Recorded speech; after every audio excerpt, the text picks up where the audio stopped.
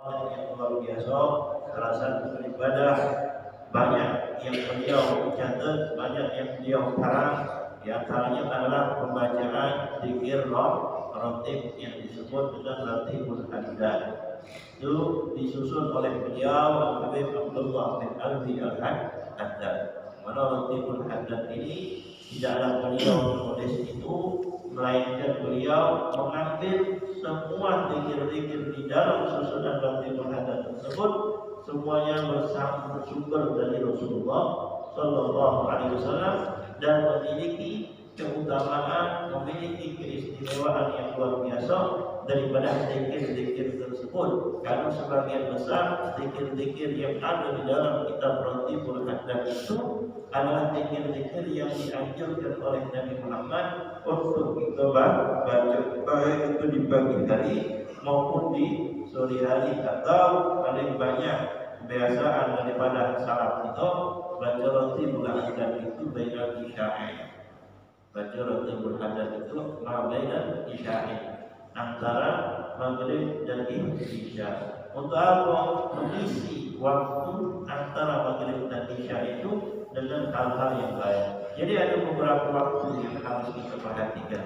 Sampai dikatakan kalau seandainya kita perhatian dengan waktu tersebut, insya Allah Allah Subhanahu Wa Taala akan maafkan kesalahan kita. Di antaranya adalah waktu doa maghrib, sebelum maghrib, mendekati masuknya waktu maghrib. Itu waktu yang dianjurkan untuk kita perhatikan. Dengan apa kita berzikir sama Allah. Yang kedua, ma bainal isya'in, antara maghrib dan isya. Ini waktu mustajab dakwah, waktu yang dianjurkan oleh Rasul untuk itu isi dengan kebaikan. Jangan kita habiskan waktu antara maghrib dan isya ini dengan suatu hal yang tidak bermanfaat, seperti kita nonton televisi, kita sibuk dengan Facebook kita, sibuk dengan Instagram kita sibuk dengan TikToknya atau sosial media yang lainnya. Jangan. Kalau seandainya kita habiskan waktu kita seharian untuk dunia, terus kapan lagi waktu untuk akhirat? Mungkin sudah dari pagi kita habiskan waktu sampai sore untuk mencari nafkah untuk dunia kita. Apakah tidak ada waktu untuk itu siapkan untuk akhirat kita? Paling tidak itu perhatikan pada waktu tadi semua waktu. Yang kedua bainal isya'i. Yang ketiga 12 subuh, waktu sahur, waktu akhir malam. Alhamdulillah ini sudah bangun. Alhamdulillah nikmat luar biasa. Sudah berulang kali kita sampaikan, manfaatkan kesempatan untuk kita sholat sunnah tahajud 2 rakaat sebelum masuk adab subuh itu. Istighfar di situ, mohon ampun di situ, berbanyak berdoa di situ. Insya Allah dikabulkan oleh Allah Subhanahu Wa Taala doa kita. Waktu sahar itu waktu yang paling dicintai oleh Allah. Waktu untuk itu banyak munajat, kita ampun kepada Allah. Dan yang keempat, waktu yang harus kita perhatikan ya waktu yang kita sekarang berada di dalam ba'da subuh. Di waktu-waktu itu berkah. Kalau kita perhatian dengan 4 waktu ini, insya Allah Allah Subhanahu Wa Taala memberikan kepada kita kemudahan di dalam kehidupan. Jadi kalau seandainya waktu kita habiskan untuk dunia galau, maka kapan untuk akhirat, untuk zikir kita, untuk ilmu? 4 waktu ini kita jaga. Jadi banyak sekali kitab-kitab yang dikarang oleh Habib Abdullah bin Alwi al-Haddad. Di antaranya ada kitab Nasaih Dunia, ada lagi kitab Sabilul Intikam, ada lagi kitab Ad-Da'wah Utama. Termasuklah kitab yang sedang kita baca ini sampai keberkahannya, yaitu di dalam kitab Risalatul Mu'awanah. Di sini banyak sekali perbab-perbab beliau menuliskan di dalam kitab ini. Tapi kita ambil salah satu dari bab tersebut mengenai bi muraqabatillah. Betapa pentingnya kita di dalam kehidupan ini harus ada merasa di dalam diri kita ini, yaitu perhatian Allah Subhanahu Wa Taala yang luar biasa kepada kita. bahwa kehidupan kita ini tidak akan lepas daripada muraqabatillah. Apa itu muraqabatillah? Perhatian Allah Subhanahu wa taala di dalam segala gerak-gerik kita, di dalam kehidupan ini, baik yang jelas maupun yang tersembunyi di dalam hati kita. Allah Subhanahu wa taala Maha tahu, Maha mendengarkan, Maha melihat dengan apa yang ada di dalam kehidupan kita. Kita tidak akan terlepas daripada perhatian Allah Subhanahu wa taala. Ini sifat muraqabatillah, perhatian Allah ini apabila sudah tertanam dengan jujur di dalam hati kita, maka kita tidak akan berani untuk melakukan hal-hal yang tidak baik, tidak berani untuk melakukan hal-hal yang di luar yang dilarang oleh Allah Subhanahu wa taala. Sama seperti hal sebagai contoh kecil yang memudahkan kita di dalam memahami maksud daripada muraqabatillah, perhatian Allah Subhanahu wa taala. Tapi ini hanya contoh kecil, seperti misalnya halnya kamera CCTV. Kamera CCTV. Baik itu yang bekerja di kantor atau di mana tempat yang di situ ada CCTV-nya. Kalau kita contoh di kantor lah, di setiap ruangan bisa diletakkan di situ kamera CCTV yang mana selalu dipantau oleh atasan kita apa yang kita gawekan di dalam ruangan tersebut. Maka secara tidak langsung otomatis kita yang berada di ruangan tersebut, yang diperhatikan oleh CCTV, yang kita tahu bahwa di balik CCTV ini adalah atasan kita, ada pojok kita yang selalu ngawas gawean kita. Maka otomatis secara tidak langsung apa yang kita gawekan di ruang itu cak mana contohnya bagus. Kita dah galak menunjukkan yang tidak baik. Kita dah galak menunjukkan di ruangan tersebut yang tidak bagus. Kita akan usaha semaksimal mungkin agar dipantau CCTV itu bagus, biar kita lagi dan lain sebagainya. Tapi ketika kita keluar dari ruangan tersebut, lepas dari pantauan CCTV tersebut, ya kita alih-alih seperti biasa, tidak berusaha untuk memperbaiki keadaan kita. Kenapa kita merasa CCTV tidak awas kita lagi? Kita merasa CCTV tidak mantau kita lagi. Nah, itu permisalan kecil, hanya dunia. Dan CCTV itu CCTV itu juga pantauannya terbatas. Kapan sudah balik ini tidak ada gimana lagi. Dan apa yang ada di dalam hati kita juga tidak ada gimana lagi, tidak ketahuan lagi. Tapi pantauan Allah, muraqabatillah, zahiran wa batinan, sembunyi ataupun tidak sembunyi, rami atau tidak rami, Allah Maha tahu. Karena pantauan Allah itu luar biasa. Tidak kasih batasan. Sama seperti hari kalau kita di rumah, itu perhatian sama anak kita. Kita selalu mengetahui anak-anak kita, apa yang digawekan oleh anak-anak kita. Tapi apa dari luar kita tidak tahu apa yang digawekan oleh anak kita. Nah, ini penting sekali kalau seandainya diri kita ini selalu merasa diawasi oleh Allah, selalu dimantau oleh Allah, maka kita akan berusaha menjadikan keamanan diri kita ini sebaik-baiknya. Tapi terkadang saya kita lupa dengan perhatian Allah, kita lupa dengan muraqabah pantauan Allah. Terkadang kita sudah paham, terkadang kita sudah yakin Allah itu mantau kita, tapi kita tidak, kita tidak peduli. Kita tahu Allah mantau kita, kita yakin Allah melihat kita. Karena keyakinan itu memang harus yakin Allah Maha melihat, Allah Maha mendengar, Allah Maha mengetahui. Sifat wajib dalam bagi Allah. Umat Islam harus wajib tahu sifat wajib bagi Allah. Wujud idamba wa qalabatul awalidi yamu binafsihi ila akhir. Wajib kita tahu ini sifat wajib bagi Allah. Karena di situ tertanam di dalam diri kita yakin Allah Maha melihat, Allah Maha mengetahui, Allah Maha mengetahui dengan segala apa yang kita perbuat. Tapi terkadang kita tidak peduli dengan hal tersebut. Terus kita dengan keadaan ini seolah-olah kita menentang Allah Subhanahu wa taala, dengan kelalaian kemaksiatan yang kita lakukan di hadapan Allah Subhanahu wa taala. Bismillahirrahmanirrahim. Wa 'alaika ya akhi bi muraqabatillahi ta'ala fi harakatika wa sakanatika wa lahadatika wa tarfatika wa qatratika wa iradatika wa sa'iri halatika.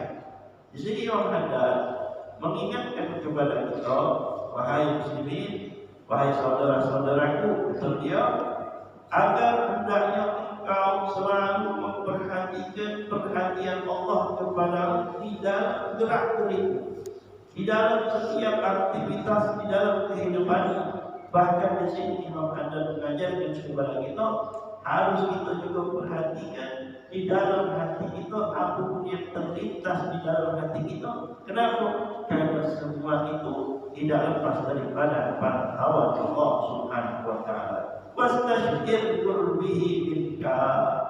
Tanamkanlah, kata Imam Haddad, rasa di dalam hatimu bahwa Allah Subhanahu wa taala itu dekat denganmu. Tanamkanlah di dalam dirimu bahwa Allah Subhanahu wa taala selalu memperhatikanmu.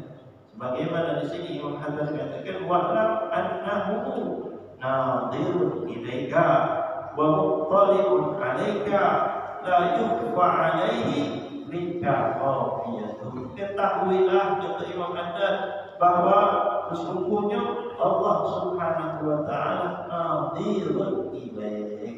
Allah itu melihat kamu, Allah itu memantau kamu, dan Allah mengetahui apapun yang tersembunyi di dalam diri. Bagaimana Allah katakan di dalam Al-Quran, A'udzubillahi minasyaitonir rajim, wa ma ya'zubu an rabbika min mithqali dzarratin fil ardi wa la fis sama'.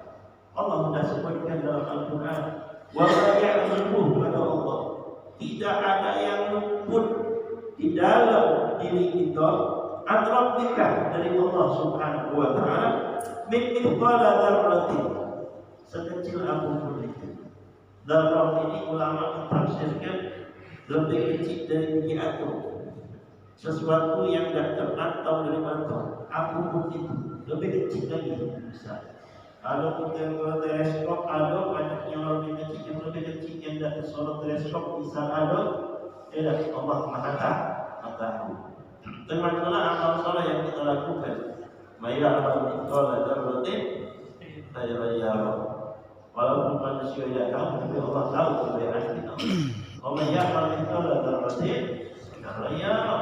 Sekecil apapun keburukan yang kita lakukan, manusia tidak tahu, tapi Allah tahu. Sekecil apapun itu keburukan. Nah, begitu pun juga Maya tidak ada yang tersembunyi, tidak ada yang luput dari Allah sekecil apapun. Bil ardi wala bersama, baik di bumi itu lebih lagi dari Allah Subhanahu wa taala. Artinya pun di alam semesta ini tidak ada sesuatu pun yang luput daripada Allah Subhanahu wa taala. Bagaimana juga Allah katakan di dalam Al-Quran, wa ittajhar bil qawli fa innahu ya'lamu sirra wal akhfa. Tidak engkau mengeraskan suaramu, bahkan Allah Subhanahu wa taala juga mengetahui apa yang tersembunyi di dalam hati kita. Jadi, wa huwa ma'aka aina kunta. Allah Subhanahu wa taala selalu bersamamu dimanapun kau berada. Ini pun juga kita mendapatkan doa daripada Asy-Syaikh Al-Imam As-Sijzi, guru daripada Al-Habib Salim, anak daripada Al-Habib Umar bin Muhammad bin Salim bin Syekh Abu Bakar bin Salim. Beliau di waktu kecil selalu memperhatikan gurunya. Sampai akhirlah ditanya, ditanya oleh gurunya, apa yang kau lakukan? Aku melihatmu, aku mengikutimu sholat dan lain sebagainya. Baiklah, satu gurunya diajarkan kepada Habib Salim yang mana pada saat itu beliau masih 7 tahun. Diajarkan oleh guru tersebut berbanyak baca doa ini. Sebelum tidur, kau baca 3 kali. Apa doanya? Allah hadiri, Allah ma'i, Allah syahidi, Allah ma'i, Allah qaribun minni.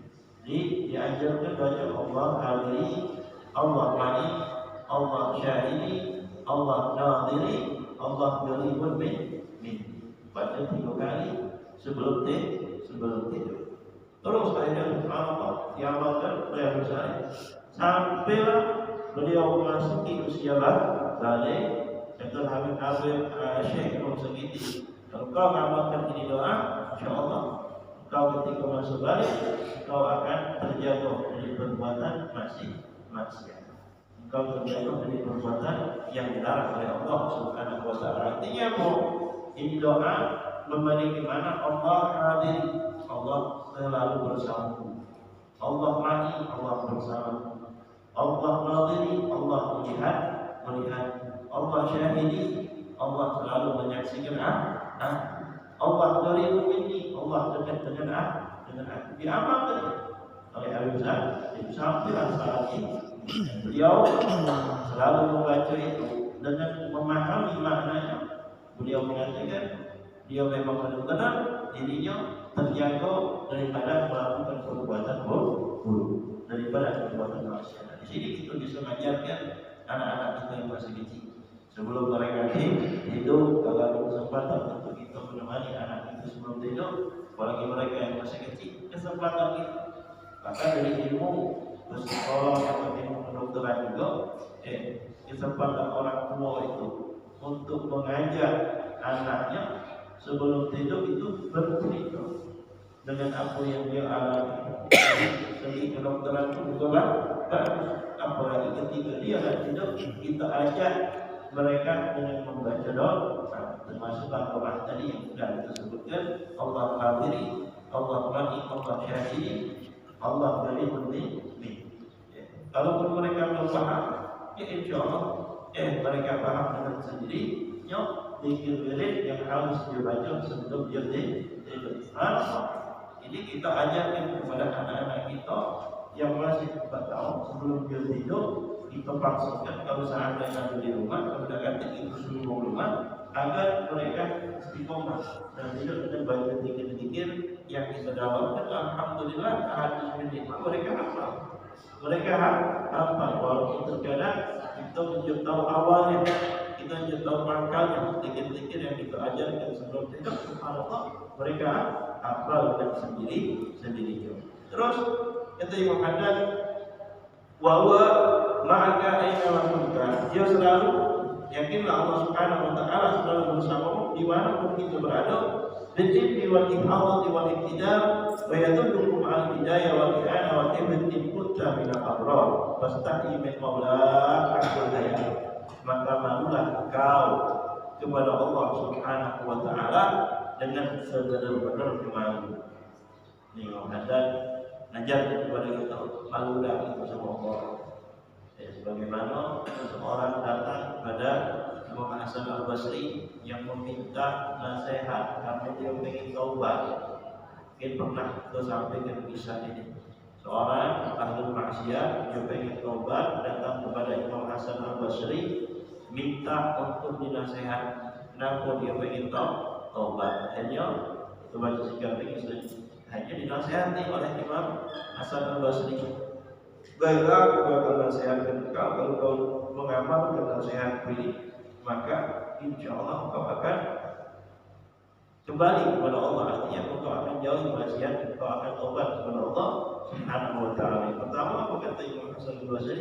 Nasihat beliau, kalau seandainya kau ingin bermaksiat kepada Allah Subhanahu wa taala, jangan kau memakan rezekinya Allah. Jangan kau memakan pemberian dari pemberian Allah Subhanahu wa ta'ala. Atas dari mana katanya aku dapat rezeki? Allah yang maha memberikan aku rezeki. Allah yang maha memberikan kepada aku segalanya. Nah itulah kata Imam Hasan Al-Basri. Kalau kau nak maksiat, jangan kau makan rezeki dari Allah. Artinya aku di sini kau sadar, kau tidak bakal bisa apa-apa kecuali apapun yang kau dapatkan itu pemberian Allah. Maka lantaskan kau maksiat kepada. Itu yang pertama. Yang kedua kata Imam Hasan Al-Basri, kalau kau ingin bermaksiat kepada Allah Subhanahu wa taala, lakukanlah maksiat tersebut, tapi jangan kau lakukan maksiat itu di buminya Allah. Di buminya Allah Subhanahu wa taala. Bingung aja. Utara, selatan, barat, timur, seluruh alam semesta itu milik Allah. Itu ciptaan Allah. Lantas gimana aku melakukan hal tersebut?